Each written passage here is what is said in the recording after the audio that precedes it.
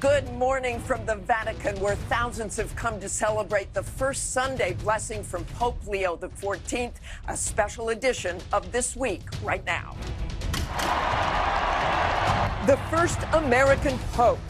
Mai più la guerra. The man born Robert Francis Prevost in Chicago becomes the new leader of the world's 1.4 billion Catholics. What does his election mean for the Church's future? And will he carry on the direction of Pope Francis? You have called me to carry that cross and to be blessed with that mission. This morning, our team is live at the Vatican, plus the Archbishop of Chicago, who is part of the historic conclave, joins us, and the Reverend Peter Donohue, president of the Pope's alma mater, Villanova University.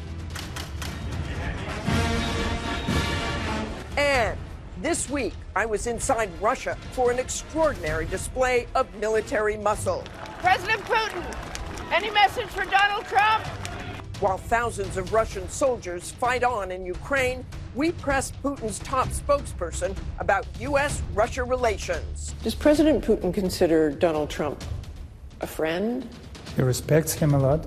Plus, reaction from Ukraine's ambassador to the U.S. From ABC News, this is a special edition of This Week. Reporting live from the Vatican, Martha Raddatz. Good morning and welcome to This Week. We are broadcasting from the world headquarters of the Order of St. Augustine, a building where the new Pope spent an enormous amount of time over the years. And this morning, Pope Leo XIV has given his first Sunday blessing of the faithful here in St. Peter's Square at the Vatican. The first American Pope in the history of the Catholic Church, speaking in Latin and Italian, delivering a message of peace. It was a remarkable scene, thousands filling this space to hear the Pope's words, the same space where just days ago the world was shocked when the name Robert Francis Prevost was announced in Latin as the surprise selection of the papal conclave, a little over an hour after white smoke poured from the chimney over the Sistine Chapel, signaling that a new pope had been chosen. Our chief international correspondent, James Longman, has been here all week, including when that white smoke poured out. He's been speaking to some of the cardinals who were part of this historic vote and to the many visitors here cheering this election. And James joins me now from across the square. Good morning, James. Yeah, good morning, Martha. Thousands just assembled here in St. Peter's Square to see Pope Leo give his first major public address and first Sunday blessing. There is real excitement here about the first American Pope and about what all this might mean for the future of the Church. The first American Pope making history this morning, Leo XIV blessing the thousands assembled in St. Peter's Square.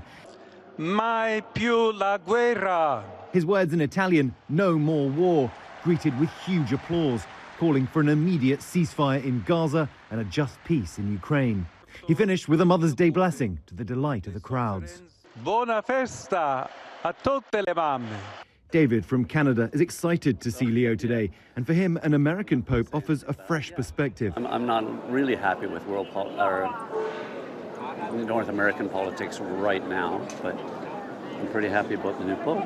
Mavi from Venezuela thinks it's the right time for an American pontiff. How excited are you there? So excited, so excited. I think it's great, and it's the perfect combination of many worlds, because English is an international language, he speaks Spanish, he speaks Italian, and I really think it's what the world needs right now. So much excitement in the new Pope. Interest, of course, that he's American, but it's really his internationalism that they're most excited about. And rushing to get a good spot, American visitors. Me and him are from New Mexico, and he's from Chicago. Chicago? Yeah. Yes. Guess who else is from Chicago? My guy. How does that feel? Outstanding, especially since he's from my side of town. He's from the South side. Exactly. But I think everything happens for a reason, and I think having an American Pope is going to show some great unity. Because a lot of people, they look at Americans and they're like, wow, they already have a lot of power. Now they have the Pope? Like, well, I think it actually clears up a lot of things. It shows that it's not all power. It shows that we have love, right? And if the Pope can be American, I mean, that brings us together.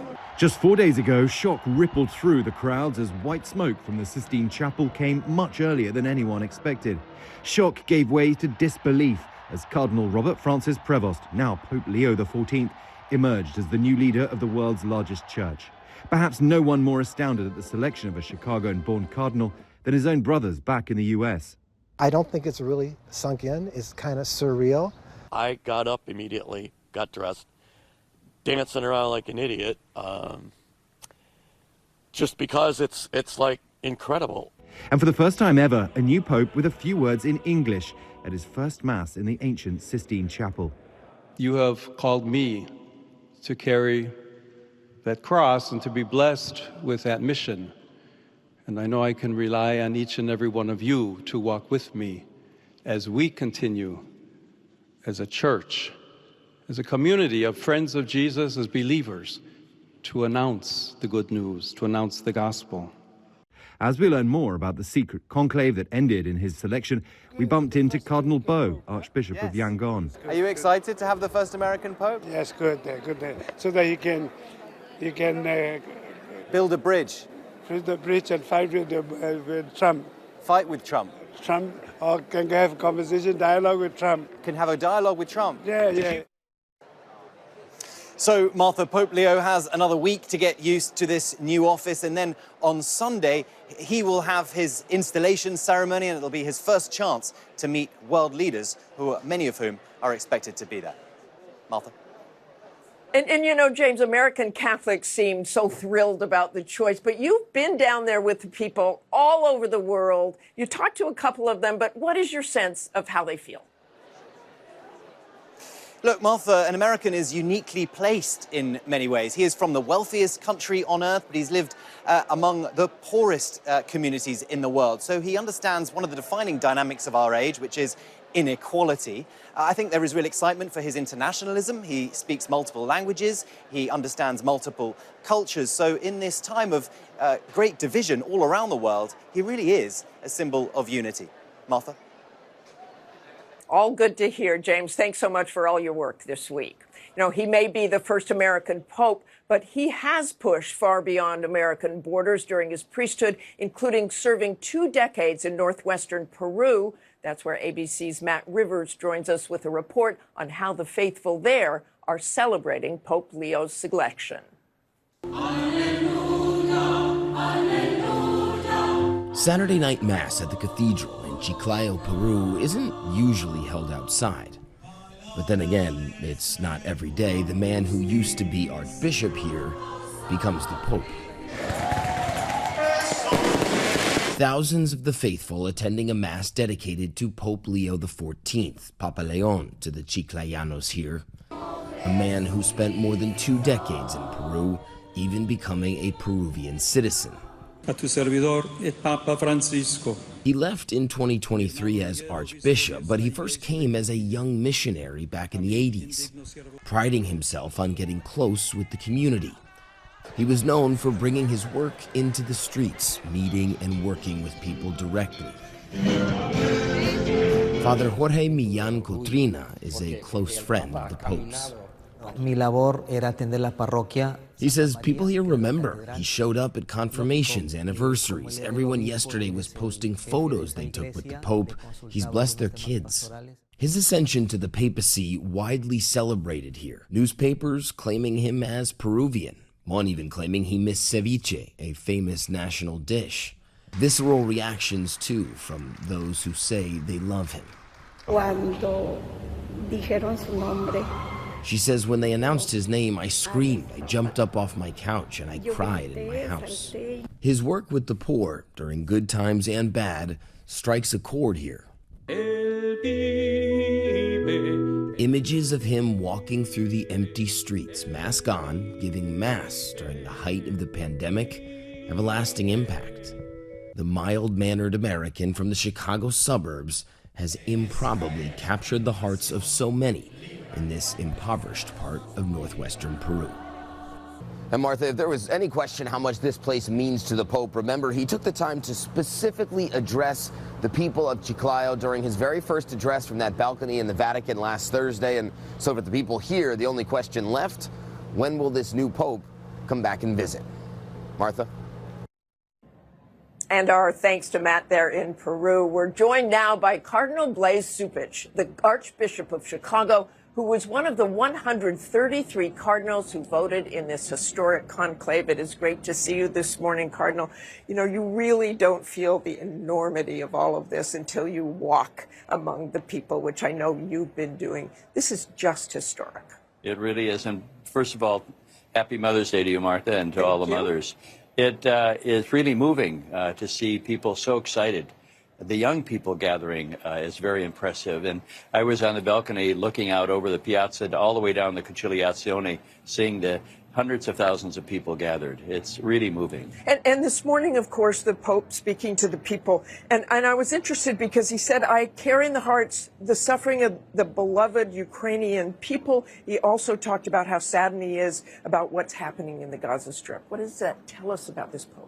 Well, he picked up on the words of Pope Francis that there's a world war going on piecemeal. And it is something for him to be a voice, as he said, for peace at the very beginning of his announcement when he was presented to the people. He cares deeply about that. And I would just make the point that here you had 133 cardinals from 71 different countries able to come to a decision within 24 hours. Hopefully that's a sign of unity that the rest of the world can embrace.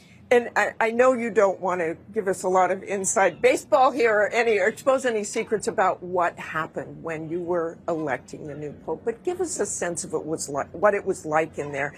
How, in a way, this man who nobody predicted, maybe a few people, became pope, an American pope. Well, it was a matter of not picking someone because of the nationality, but because of the person. And as I said earlier, he checked all the boxes. He's multilingual. He's lived in 3 different continents. He's administratively capable. He's a pastor and a missionary. So all of the traits that we talked about in the pre-conclave discussions, he seemed to fit the bill. And I think that's why things moved in that direction. We just saw Matt there in Peru. He is an American, but Peru means so much to him. He spent so much time there. So talk about what being an American means as a pope, given he has lived in Peru for so many years and has a global vision in a way. And he's a Peruvian citizen. He has a Peruvian passport. I think that's important to recognize. My hope would be that he has now a new platform to reintroduce what the Church has always called for in terms of its social justice agenda.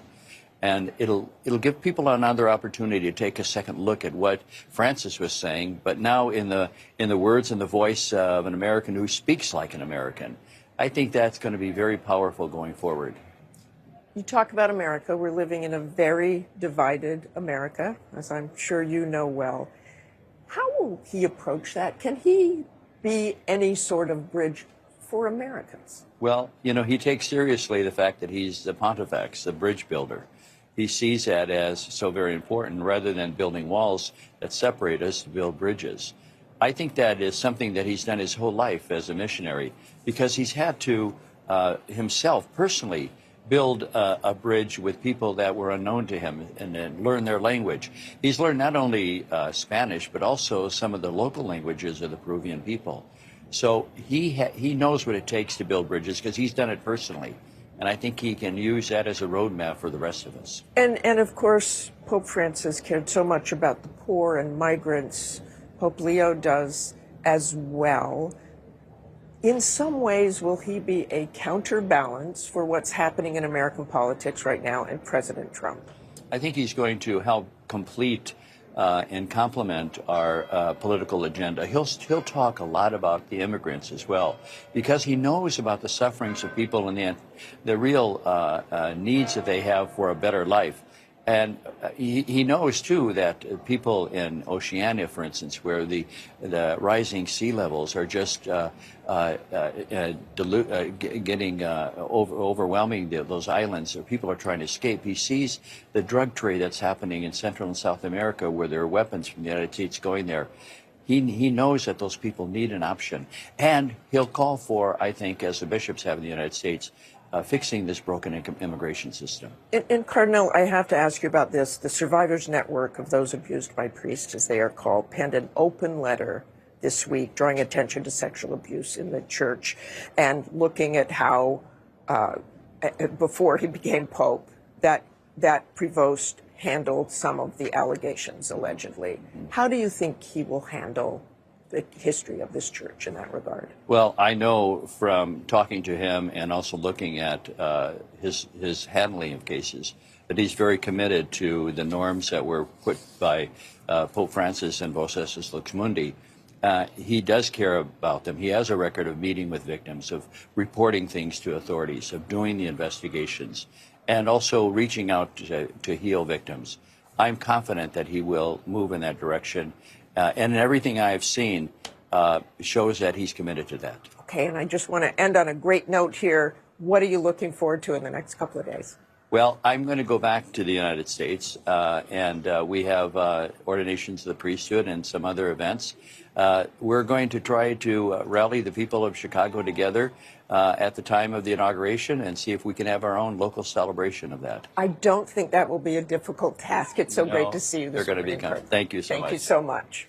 We'll have much more to come here from the Vatican. But up next, we take you inside Russia for the nation's Victory Day parade, marking the end of World War II as the U.S. and Europe push to end the war in Ukraine. My conversation with the top Kremlin spokesman and a response from Ukraine's ambassador to the U.S. when we come back. I wouldn't say that the Russians are uninterested in bringing this thing to a resolution. What I would say is right now, the Russians are asking for a certain set of requirements, a certain set of concessions in order to end the conflict. We think they're asking for too much. I think we're close.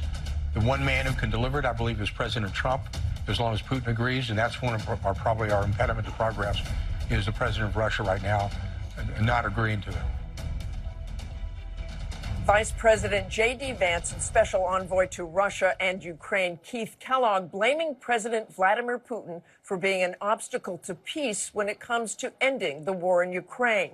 Here at the Vatican this morning, Pope Leo XIV called for a just and lasting peace between Ukraine and Russia as the extraordinary scene played out earlier this week with the selection of the first American Pope. I was far away in Moscow, witnessing a very different and yet also extraordinary scene in Red Square. Vladimir Putin throwing a massive military parade to commemorate the 80th anniversary of the end of World War II. That show of force coming at one of the most consequential moments in the war between Ukraine and Russia, with President Trump this morning saying this could be a potentially great day for Russia and Ukraine as Vladimir Putin offers to resume negotiations with Ukraine. But judging by what the Russians told me this week, we are still a long way from a peace agreement. It was a massive display of military muscle. Row after row of goose-stepping soldiers, more than 11,000 Russian and foreign troops marching across Moscow's Red Square, all under the gaze of Vladimir Putin and his special guest, China's President Xi. Tanks, artillery, and missiles rolling before them, and fighter jets soaring above. There are troops from all over the world here in Red Square today, but the largest contingent of foreign troops from China. Putin celebrating military victories of the past, the Soviet Union's defeat of Nazi Germany 80 years ago, but keenly aware of the mounting pressure to end the war he started more than 3 years ago in Ukraine. Just weeks ago, President Trump calling for Russia to accept a 30-day ceasefire, to which Ukraine had already agreed. This weekend, leaders from France, Britain, Germany, Poland traveled to Kyiv to show their support for the plan and for President Zelensky. In this image, talking by phone to President Trump. Top administration officials have been saying it is Putin who is the impediment to progress after Trump said weeks ago a deal was close. Overnight, Putin releasing a statement essentially dismissing an immediate ceasefire, suggesting instead rekindling direct negotiations in Turkey this week, something his spokesman Dmitry Peskov had floated to us in the Kremlin before the parade. President Putin is open for peace negotiations without any preconditions. And this is what he was proposing for last couple of weeks. He keeps saying that we are ready for negotiations, for direct negotiations. But direct negotiations is different than being very close to a deal, as President Trump said. Were you close to a deal? Yes. Well, Ukraine settlement is a very complicated thing. It is not as simple as to sign one paper, A4 size, and proclaim it a deal. That's a settlement process full of tiny details. And each of that detail is vitally important for the future of both Russia and Ukraine. Earlier this year, it was Ukraine that President Trump was publicly blaming for a lack of progress. But after that remarkable meeting with President Zelensky in the Vatican for the funeral of Pope Francis, the blame shifted. What did you think when you saw those images? Well, of course, we thought that President Trump was going to use his enormous influence over Ukraine to get Ukraine closer to the idea of negotiations. Ukraine is trying to escape from negotiations. It was shortly after that meeting with Zelensky that Trump started to change his tune, suggesting that Putin may be just stringing them along. No, this is not correct. This is not correct. President Putin is doing whatever is possible to solve the problem, to achieve a settlement through peaceful and diplomatic means. But having no peaceful and diplomatic means at hand, we have to continue military operation. Peskov was insistent that he did not want to talk details of a possible ceasefire agreement or peace agreement, but was very clear about what terms the Russians would not accept, including weapons sent to Ukraine. If we speak about ceasefire, what are we going to do with the shipments of weapons coming every day from the United States and from European countries? So you want those weapons stopped? What are we going to do? Otherwise, it will be advantage for Ukraine. They will not accept NATO membership for Ukraine. We cannot allow NATO's military infrastructure to get that close to our borders. And as for a peacekeeping force after any ceasefire? Could you accept European security forces, peacekeepers, inside Ukraine? You cannot do that. So the land that Russia has already taken, the territory that they've taken since 2022, plus recognition that Crimea, that the U.S. would recognize that, is that not enough? Again, you are trying to speak about details. We're not going to do that. But the pressure is not just from outside Russia to join a ceasefire. It comes from within as well. Russian officials will not talk about the number of Russian soldiers who have been killed in this war, but you walk around the city and you can see shrines to fallen soldiers. By some estimates, some 200,000 Russian soldiers have been killed fighting in Ukraine, numbers the Russians deny. In a small town about an hour outside of Moscow, I met Inara. Her husband headed into the fight shortly after their wedding. He was wounded by shrapnel on the Ukrainian battlefield, but has now returned to the front lines. The Russian soldier had signed up to fight for just a year, but because of a law signed by Putin, he now has to fight until the war ends. Pregnant with their first child, Inara says she strongly supports Russia and President Putin, but she worries about her husband daily and wants him to come home. So you don't know whether you're going back? And this is Andre, a pediatrician turned war medic. He has seen the grim reality up close. Like Inara, he supports his president, but when I ask him about what he has seen on the battlefield, he said, Enough. Andre wants to see a ceasefire and thinks the decades of tensions between the two countries is a tragedy. I'm joined now by the Ukrainian Ambassador to the U.S., Oksana Markarova. Good morning to you, Madam Ambassador. I know you heard that President Trump said on Truth Social that this could potentially be a great day for Russia and Ukraine. He's talking about the possible negotiations this week in Turkey. that President Putin suggested. Is that something you are open to? Good morning, Martha, and happy Mother's Day to everyone who listens us and watches us today. Well, you know, any day potentially could be a great day. And we have heard loud and clear from President Trump that ceasefire should be full and unconditional. And we have heard from other European leaders, and we have heard from President Zelensky, who always says, yes, Ukraine is ready. Nobody wants peace more than Ukraine. The question of the day is whether Russia wants it, because today 108 Shahid drones again hit residential areas in Kyiv Oblast. So we all hope and pray that all the efforts of President Trump, of European leaders who have been in Kyiv just yesterday, and of course, you know, long efforts of President Zelensky, not only to defend Ukraine, but also to seek peace, will bring results. And that means we will have to make Russia agree to that. And yet, President Putin basically dismissed the idea of a ceasefire and turned to negotiations. So do you think he's just stringing you along here? Well, we have seen it since the day he invaded Ukraine in 2022. As you know, President Zelensky, if you remember the peace plan and the negotiations, as soon as we thought Russians were ready to negotiate, we have sent him to different locations to negotiate. Now, we hope the situation is different. And again, President Trump's idea of full and unconditional ceasefire is a great idea. The killings have to be stopped. The attacks on civilians from Russians have to be stopped.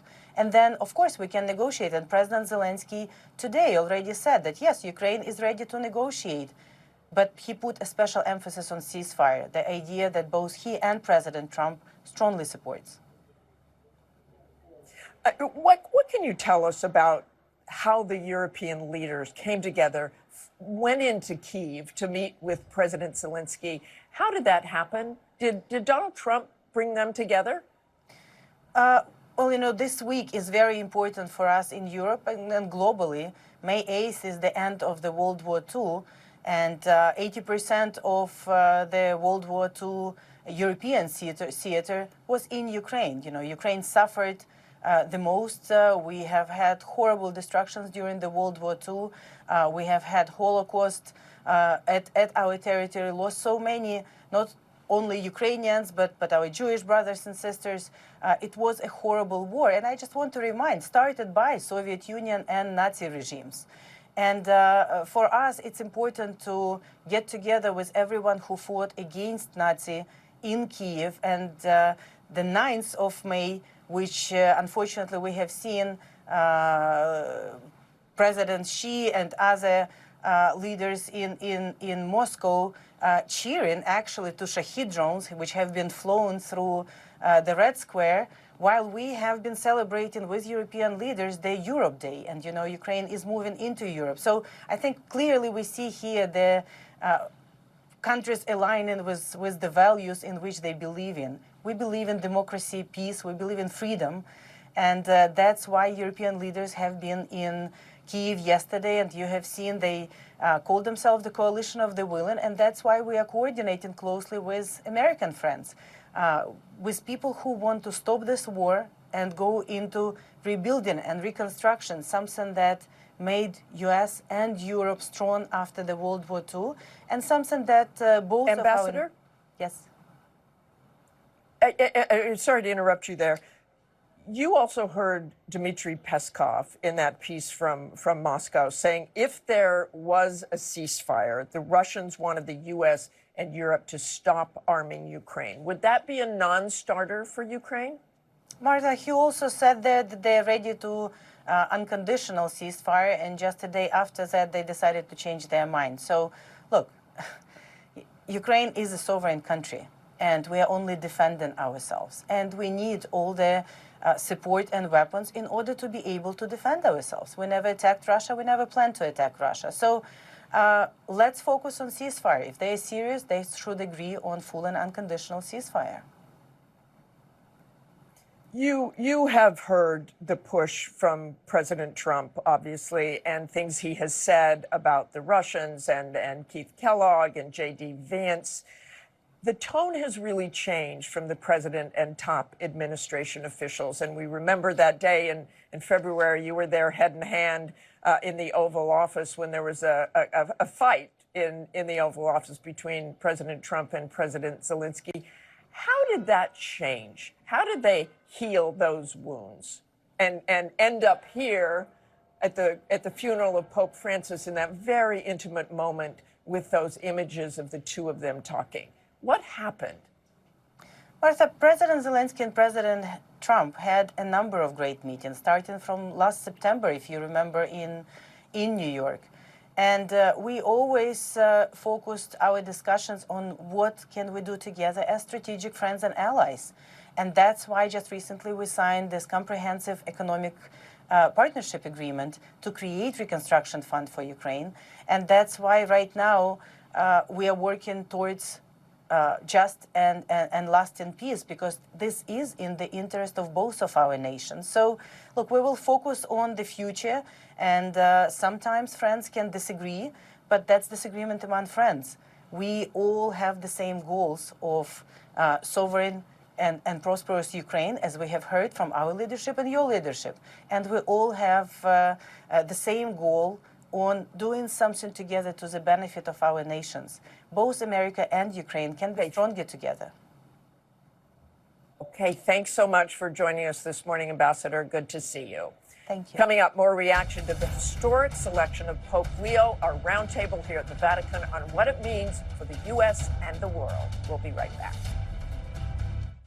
Chicago is the city of architecture, and now the Pope. We aim high. It's like something that's felt like so far away, like the Vatican, all that being so close to us. It's like really amazing. It seems like the whole world was excited that the new Pope is from Chicago, Illinois. Yeah. So big that they put it right on the front page of the Chicago Sun-Times. The Pope. The Pope. Some of the surprised and enthusiastic responses from the streets of Chicago to Pope Leo's selection. Let's bring in our roundtable senior national correspondent Terry Moran, Liz Nagy from our ABC7 Chicago station WLS, and our papal contributor, Father James Martin. Good morning to you all. And we got a couple of Chicagoans over here. Terry, I want to start with you. Okay. No one expected this. You've been here all week. You must have been as shocked as anybody. I was completely shocked. We were saying on the air, there'll never be an American Pope, right? Because it's a superpower and that's too much America for the world. And yet inside, and some of the people who were really tracking it, saw in then Cardinal Prevost, now Pope Leo, the elements of what was needed at this moment. His experience around the world, his experience in Rome, and it was clear that the cardinals very quickly came to a conclusion based on the needs of the church now and who he was. The question that we had was, how much did the American moment with President Trump matter?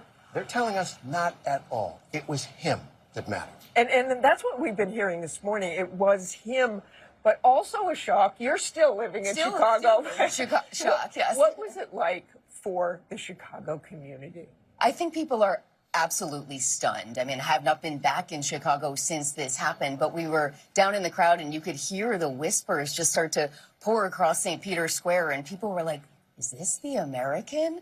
And just a very, very deep sense of hometown pride coming out of Chicago. It was a pretty incredible moment everywhere. One of the things I love, and obviously he checked all the boxes as we've been hearing this morning. I love the quote from Pope Francis many years ago, urging Catholic clergy to be less imperious, wanting cardinals and bishops to be shepherds with the smell of sheep. So does Pope Leo carry the smell of the flock? I think we all know what he meant by that. He does. You know, he was a pastor and a bishop in a poor diocese in Peru. He worked with the poor. He understands working with people on the margins. He talked about wanting to be with people who suffer, and he is someone who, as Francis said, has the smell of the sheep. And that's what we got, and thanks to the Holy Spirit. And you mentioned around the world. We've talked about that all day in Peru. How do you see this looking to people around the globe? Terry, you're pretty well traveled like me. Well, not like him. He became a Peruvian citizen. His commitment to the people that he ministered to in Peru was very genuine. And in fact, he spent more of his life outside the United States than inside. And then he came to Rome. The past couple of years, he's been selecting bishops around the world, the head of an international order. So he is a man of the world, grounded in Chicago. And when I heard about a Chicago Pope, my first question was, what took so long? Well, I think it reflects the community there. It's a very diverse community in Chicago. We have more than 2 million Catholics there. One of the priests I spoke to called him a triple blessing because he speaks English and Spanish so well. He's a missionary, and then, of course, he's from... And you know, Liz, I love the story his brother told about when he was a little kid that he would dress up as a priest and use Necco wafers as the communion wafers. Father Martin told me that was very common. Yes, and people down the street were like, this guy was always going to be the Pope. I mean, the Cardinals called him Cardinal Bob, but he's just Bob from Chicago to a lot of people in South Suburban Dalton where he grew up.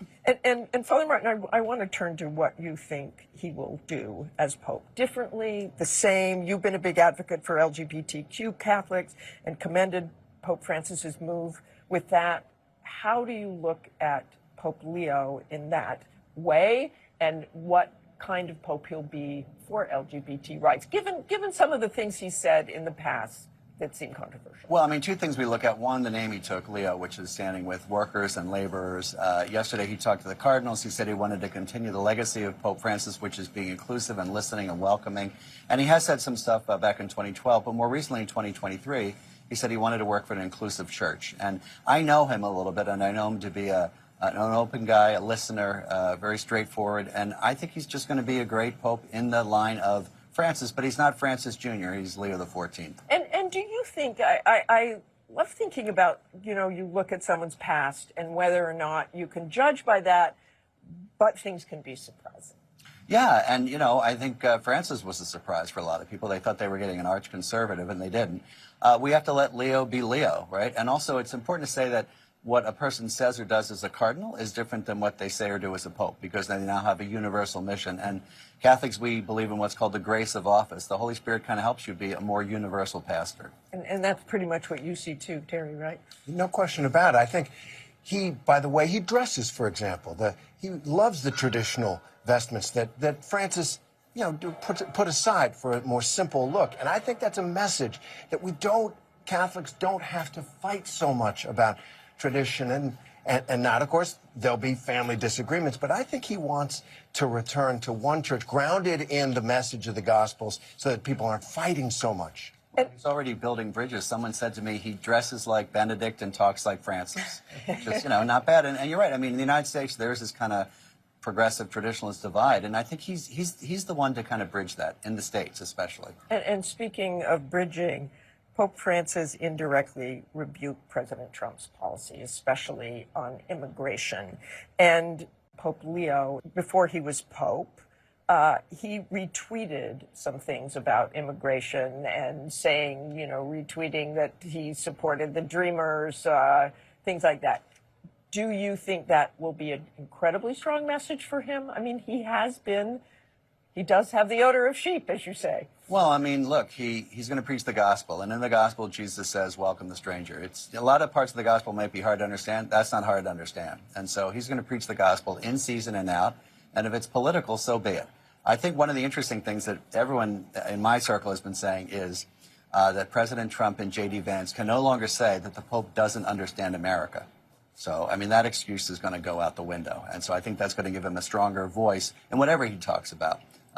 You know, in the American church. And Terry and Liz, do you think he will serve in some ways as a counter to President Trump on those policies? Reluctantly, right? They are the two most famous Americans in the world right now, and arguably Pope Leo might be even more famous than President Trump.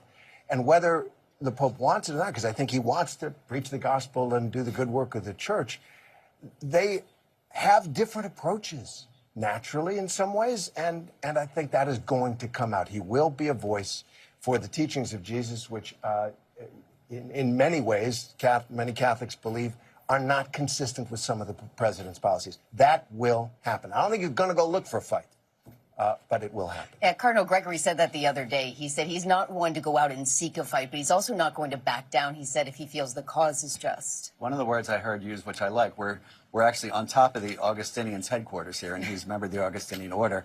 And the day he was elected, we went downstairs, and there were all these Augustinians talking. Champagne. Yeah, exactly. And I said to one of them, what is he like? And I knew him a little bit from working in the Vatican. And the one word that came up, they said, he's a good listener, he's very open, he's no pushover. So he's a firm guy, he's a tough guy. Do you think his appointment will lead Catholics to become more involved in the church, or create more interest in the church, or make it a more powerful, if it can be, in America? Simple answer, yes. Did you hear what that young kid said? The Vatican seems so far away. Now you have a Pope speaking in a Chicago accent. I mean, as wonderful as Pope Francis was, and I love Pope Francis, his English wasn't good. He spoke in Italian or Spanish, and we have a Pope who speaks English. Imagine if he goes back to Chicago, or goes to a baseball game or goes to Villanova. I mean, what that's going to do to people. It makes the Vatican and the church, and therefore God, seem closer to people. Terry, just a final thought from you, as you've been here this week. Well, I think that Pope Francis looked to name cardinals, and you had one on the show today, Cardinal Cupich, who were simple in their presentation to the world, not high and mighty, and that definitely is Pope Leo. He is going to be that in the papacy as well. Okay, thanks, and it's great to see you, Liz. Thanks for joining us here on this very historic day, weeks. Thank you, Father Martin. Thank you, Terry. Up next, one college campus was literally ringing the bells over the announcement of one of their alums as the new pope. My conversation with Villanova's president when we come back.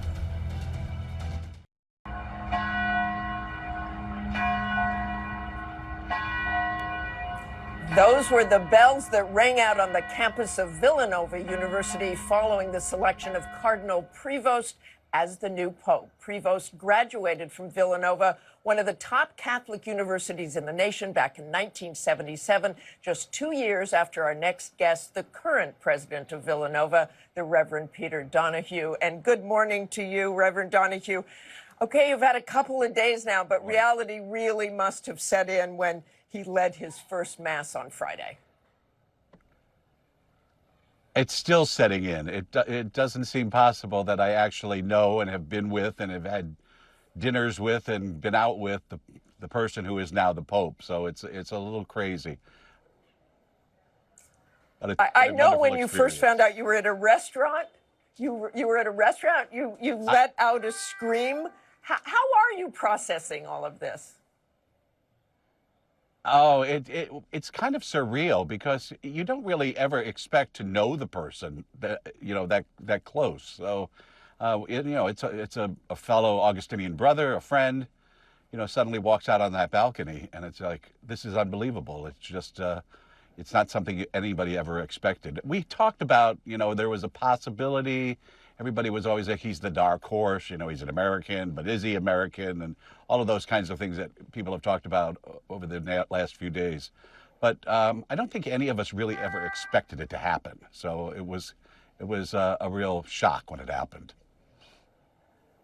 Tell us what he was like as a young man there at Villanova. You were 2 years ahead of him, and I think you were different majors, very, very different majors, so not in the same world. Very different.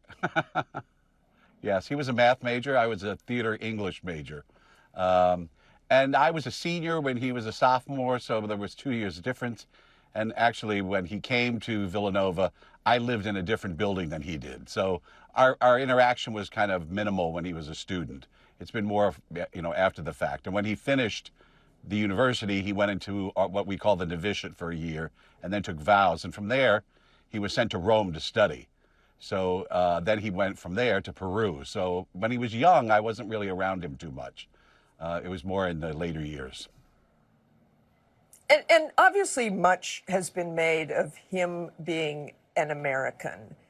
I want you to describe that part of him that is an American, why it is so significant that we have an American Pope. I think for American Catholics, it was something that we never really thought was possible. Whenever people talked about it, it was always like America is such a powerful nation. The church was always a little suspicious about having, the Pope being an American. But I think for Leo, I'm still trying to get used to calling him that. It is something that he certainly grew up in America. He's a native Chicago. He loves Chicago. His family, his brother still lives there. He comes back here whenever he can. He has friends in the area. But his world experience has not really been in America. So he served a very short time here in the United States as an Augustinian. Most of his time was either in Peru or in Rome. So his experience was, while growing up American, his experience after college and certainly after being ordained a priest was always much more global, much more international. So the significance, I think, is really that, you know, this is somebody that has an American spirit, but has also a global spirit. And tell us a little bit about the reaction from campus. They must be pretty excited there at Villanova. We are. When the news came out, we were in final exams, so people were rather preoccupied with that. So it was a great distraction, let me tell you. Everybody was out in the hallways and in the campus area, you know, yelling and screaming and celebrating. Right now, the only people left on campus are our seniors. Everything is over. We have graduation next weekend. So it's a little quiet here now, but the spirit and the energy around the announcement when it happened was really was wonderful. And we just have a few seconds left, but have you been in touch with him? Yes, I have. I actually sent him an email, and I congratulated him. And then jokingly, I said to him, maybe I can get you for our commencement speaker next year. And he wrote back to me, he said, thanks, Peter, I appreciate it, but I doubt that's going to be possible. Yeah, I think he's going to be a little busy. Thank you so much for being with us this morning. We really appreciate it. You're welcome. My pleasure. Nice meeting you. That's all for us today. Thanks for sharing part of your Sunday with us from here at the Vatican. Check out World News Tonight. And to all the moms out there, happy Mother's Day.